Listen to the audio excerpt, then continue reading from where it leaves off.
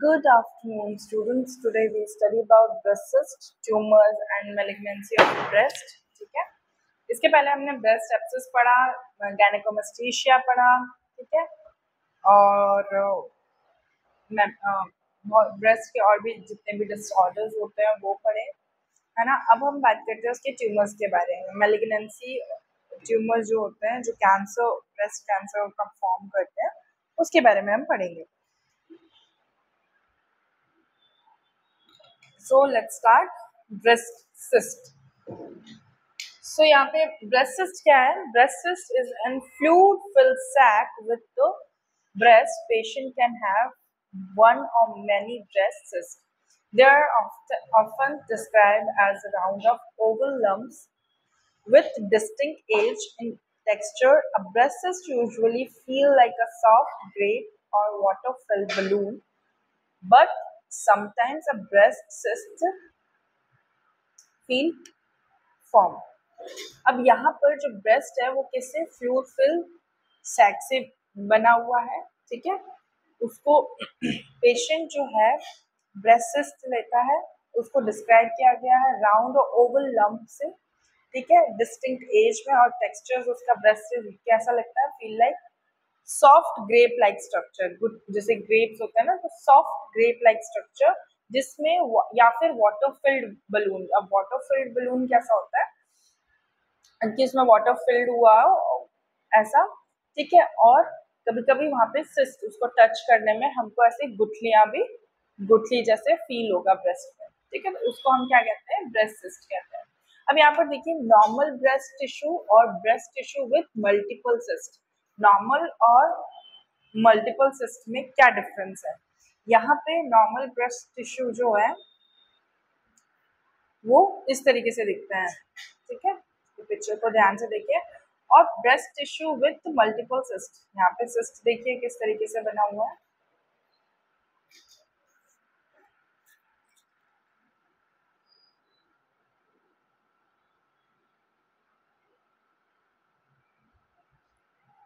Okay,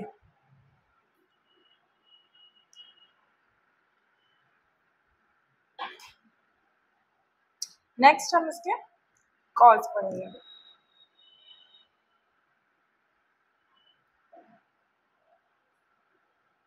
the cause of breast cyst remain unknown,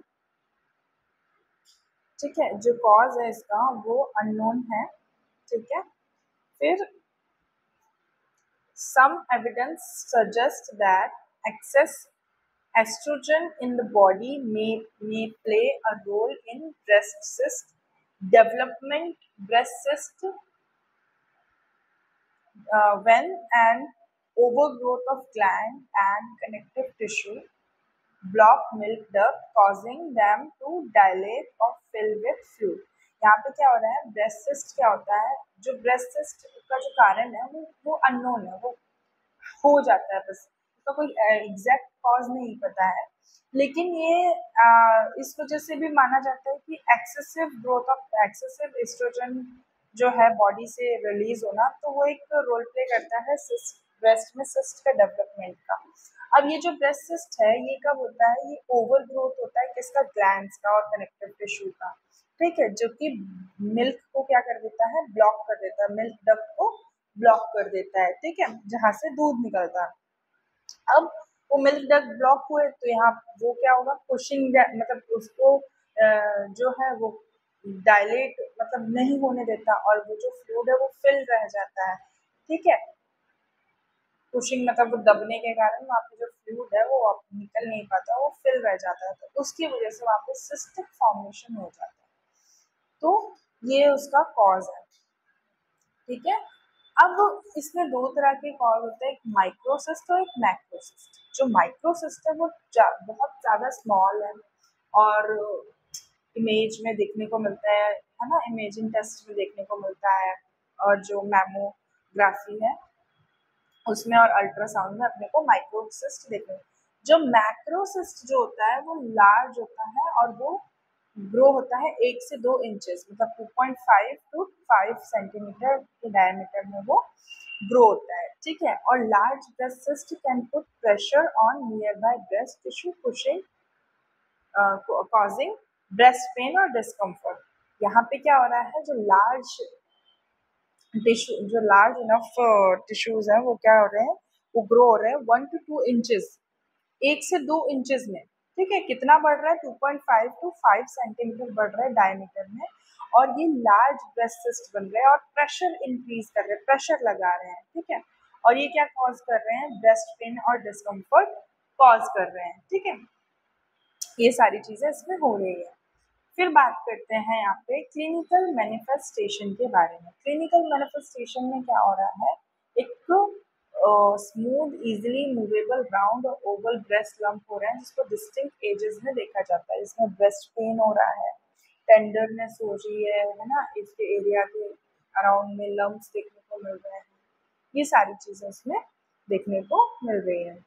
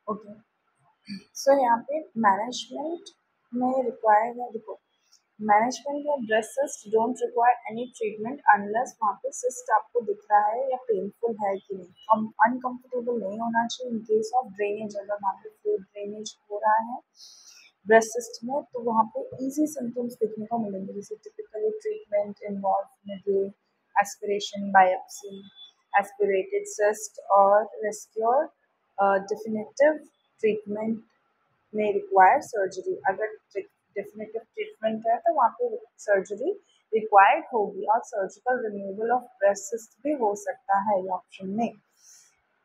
cyst is an option only in few unusual circumstances. एक कुछ unusual circumstances में ये cyst देखने को मिलता है, जिसमें अनकंफर्टेबल ब्रेस्ट सिस्ट और recurs month after recurs month after month, और if breast cyst contain blood tint है तो वहाँ पे वो चीज़ें अलग से, मतलब तो वो रिस्क पार्ट होगा, है ना। फ्लूइड अगर डिस्प्ले हो रहा है या तो, और या फिर वरीसम, मतलब टेंशन वाला साइन दिख रहा है वहाँ पे, तो सर्जरी के लिए कंसिडर करना चाहिए, फिर सर्जरी के लिए जाना चाहिए। फिर आता है using of oral contraceptive. Using of oral contraceptive की वजह से भी इसका मतलब मेंस्ट्रुएशनल साइकिल में हेल्प रिड्यूस होगा कि ब्रेस्ट सिस्ट ना हो, है ना। तो ये सारा कुछ देखने को भी मिलता है।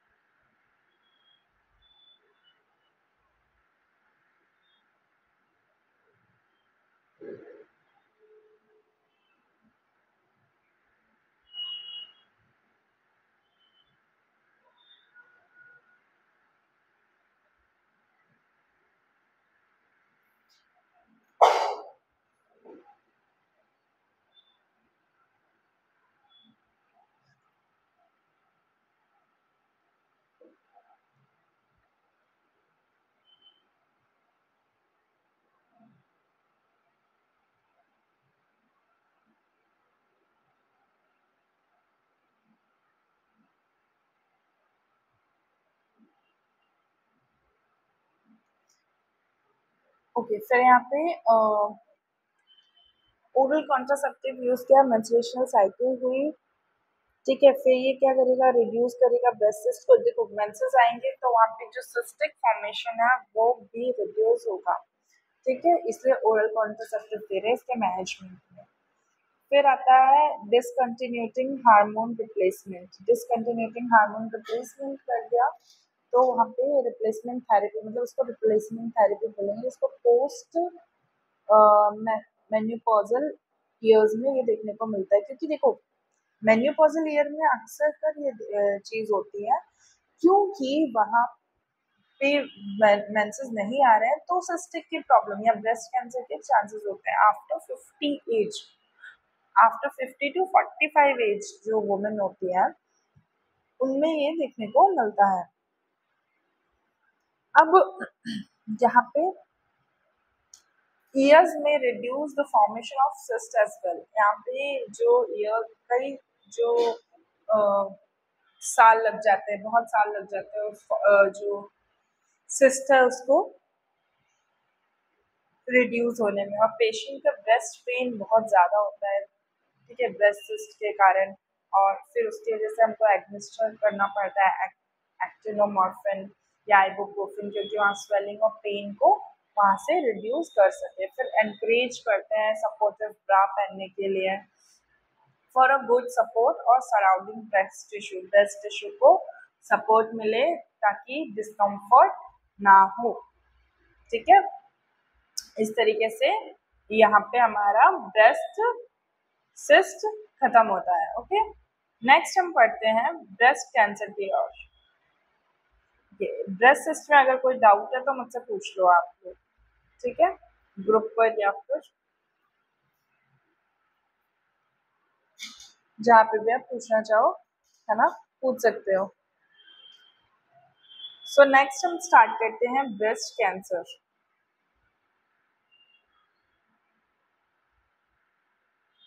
टॉपिक बहुत बड़ा है, अभी आज जैसा जितना हम कवर करते हैं उतना करेंगे, फिर कल हम इसको दोबारा कवर करेंगे।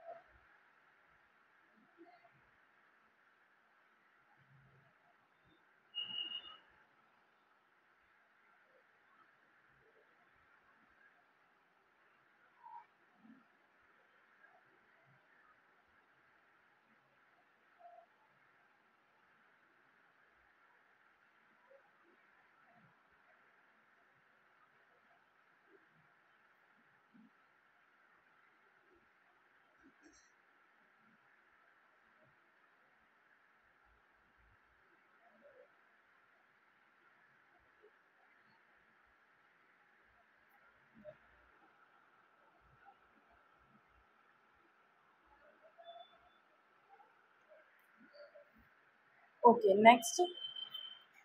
So let's start breast cancer. Breast cancer is uncontrolled growth of breast cell. The term breast cancer refers to a malignant tumor that has developed from cell in the breast, and breast cancer occur anywhere in the breast. अब देखो जो breast cancer है क्या है, uncontrolled growth है जिसको हम breast cancer कहते हैं, ठीक है। ये क्या रेफर करता है, एक मैलिग्नेंट ट्यूमर होना ब्रेस्ट में, कहीं ब्रेस्ट की सेल्स में, और वो ब्रेस्ट में कहीं पे भी हो सकता है, ठीक है। तो उसको हम क्या कहते हैं, ब्रेस्ट कैंसर कहते हैं। फिर ये upper found in upper outer quadrant where most breast tissue is located usually, ठीक है। Breast either beings in the cell lobules which are the milk producing gland, जो मिल्क प्रोड्यूसिंग ग्लैंड होती है वो, और डक पैचेस, ठीक है, drain milk from lobules to nipple. Less commonly breast cancer can be in normal tissue. यहाँ पे क्या हो रहा है कि अपर क्वाड्रेंट में हो रहा है ब्रेस्ट के, जो कि लोकेटेड होता है। फिर which are the milk producing gland, जो कि मिल्क प्रोड्यूसिंग ग्लैंड होती है, ठीक है। उस डक्ट में, वहाँ पे जहाँ से मिल्क ड्रेन होता है, उस लोब्यूल्स में या फिर निप्पल के अराउंड में ये जो ट्यूमर है वहाँ हो जाता है। लेस कॉमनली कहाँ, स्ट्रोमल टिश्यू में भी होने के चांसेस है, या फैटी या फाइब्रस टिश्यू या कनेक्टिव टिश्यू में भी ये ट्यूमर होने के चांसेस हैं। अब आप ये जो पिक्चर मैं आपको दिखा रही हूँ स्क्रीन पे, वो देखिए ट्यूमर कहाँ पर अकर है। ये जो हमारे हैं इस जगह पे, ये वाला जो पार्ट है ये हमारा है लॉब्यूल, ठीक है। और ये वाला जो ब्लैक पोर्शन दिख रहा है ये हमारा, ये जो ये है मिल्क डक्ट, ठीक है। इस लॉब्यूल को ही हम क्या बोलते हैं, मिल्क डक्ट, ठीक है। यही हमारा मिल्क डक्ट है। यहाँ पे हमारा ट्यूमर अराइज हुआ है, ठीक है। अब देखो ये तो है, ये जो पाइप जा रहा है ये क्या है, डक्ट है, ठीक है। पर ये जो ब्लैक ब्लैक पोर्शन है इस, ये है ट्यूमर। अब ये ट्यूमर की वजह से क्या कॉज हो रहा है, ऑब्स्ट्रक्शन कॉज हो रहा है। ऑब्स्ट्रक्शन कॉज हो रहा है तो ये जो डक्ट है ये क्या हो जाएगी, नैरो हो जाएगी, ठीक है। अभी ये ऐसी है, अब यहाँ पर अगर ट्यूमर होगा तो ये नैरो हो जाएगी, इसकी जो जो पाइप है वो क्या हो जाएगा, सकरा हो जाएगा, ठीक है।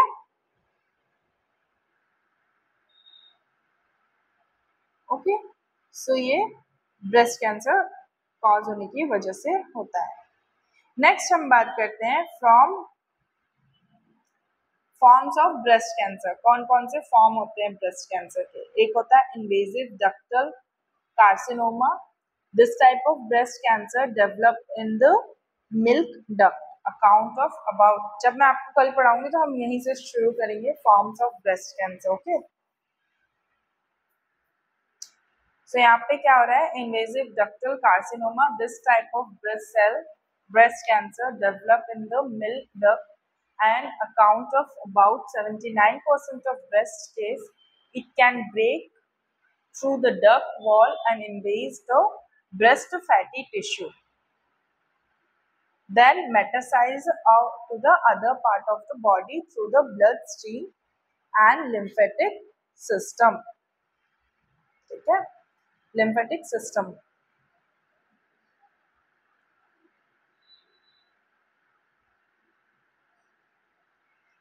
यहाँ पे इन्वेजिव लॉब्यूलर कार्सिनोमा हो रहा है, ठीक है। यहाँ पे इन्वेजिव डक्टल कार्सिनोमा हो रहा है। This type of breast cancer develop in the milk duct accounts for about 79% of case. यहाँ पे 79% ऑफ केसेस हमको इस तरीके से देखने को मिल रहे हैं।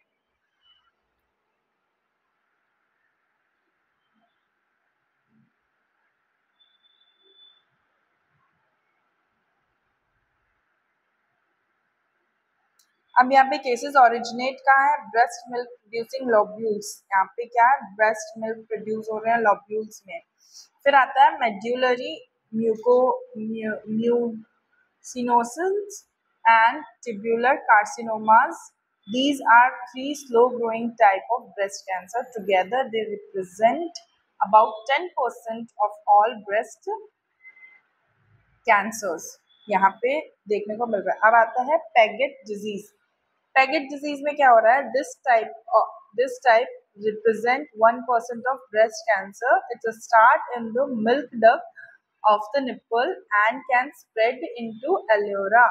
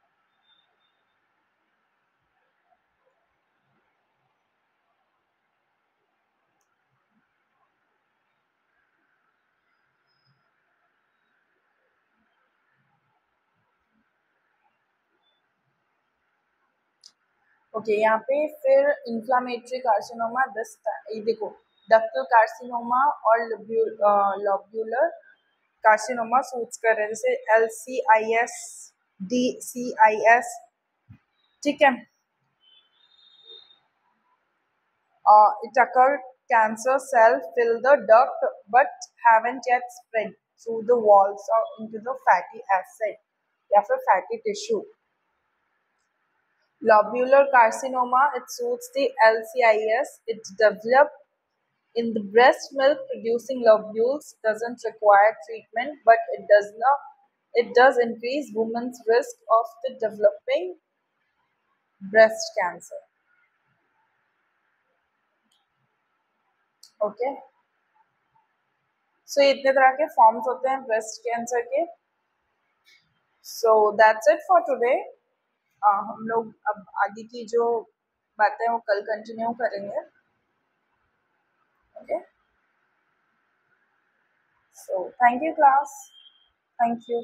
कोई भी डाउट हो, कुछ भी हो तो आप पूछ सकते हैं इससे रिलेटेड, और मैं ये कल फिर से शुरू से ही बताऊंगी आप लोगों को फॉर्म्स ऑफ ब्रेस्ट से, ठीक है, एक बार ब्रेस्ट कैंसर का इंट्रोडक्शन देते हुए, ठीक है, क्योंकि आज हमने एक डिजीज कंप्लीट किया, ब्रेस्ट कैंसर को मुझे पूरा एक एक उसको उसमें खत्म करना है, ठीक है।